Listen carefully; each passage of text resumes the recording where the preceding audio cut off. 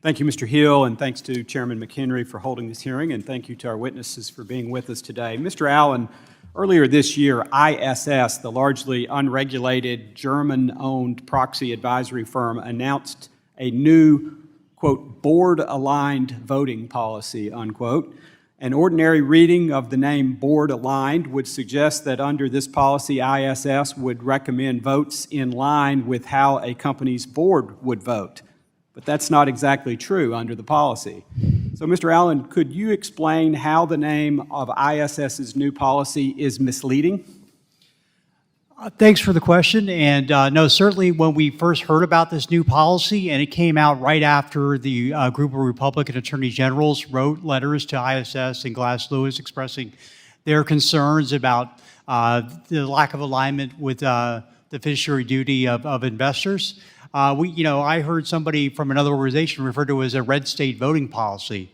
But upon closer review, and we compared it to the ISS benchmark policy, we found that with the exception of a handful of environmental and social proposals, the policy was essentially identical to the ISS benchmark policy, including ISS policies on board diversity, on executive compensation, takeover defenses. So somebody voting, opting for this policy through that's an ISS client would be misled if they thought they were opting to have their shares voted in accordance with management recommendations or board recommendations. So we wrote a letter to ISS expressing our concern. We also shared it with the SEC and members of this committee. And in our view, this is something the SEC should be concerned about. The SEC is doing a rulemaking on fund names, and in the proxy advisor context, these custom or specialty policies are like ISS's main product.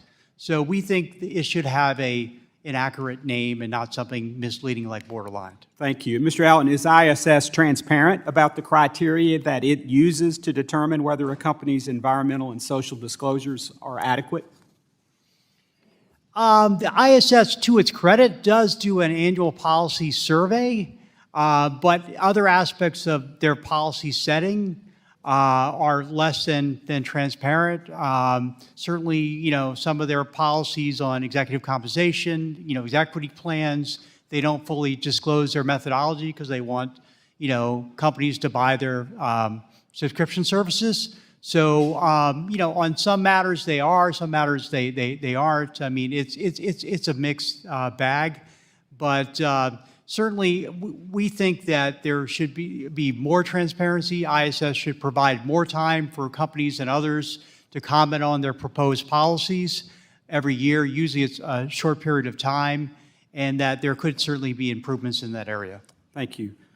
Mr. Copeland, I'd like to discuss the overlap between the SEC's rulemaking on climate-related disclosures and the SEC's recent staff legal bulletin 14L, and time is short, so I'm going to try to move fast.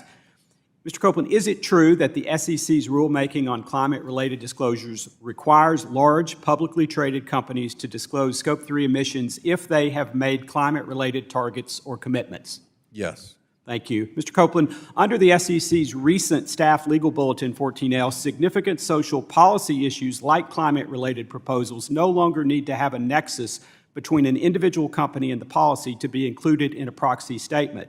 Do you believe this will make it easier for climate-related commitment proposals to make it onto a company's proxy statement? Yes, and it already has. Thank you. I tie these changes together because climate activists like As You Sow are trying to make it more likely that companies make climate-related commitments and thus must disclose Scope 3 emissions under the climate disclosure framework. I'll note that As You Sow alone has filed 25 climate commitment-related proposals this year. Mr. Allen, one of the bills attached to this hearing would eliminate the significant social policy issue exception to the ordinary business exclusion in Rule 14A 8I7. Can you discuss why SEC staff should not be making subjective judgments about whether a particular shareholder proposal is a significant social policy issue? We think that's an entirely subjective analysis, and it's beyond the SEC's mandate to make such determinations. Thank you. I see time is short, so I yield back the balance of my time.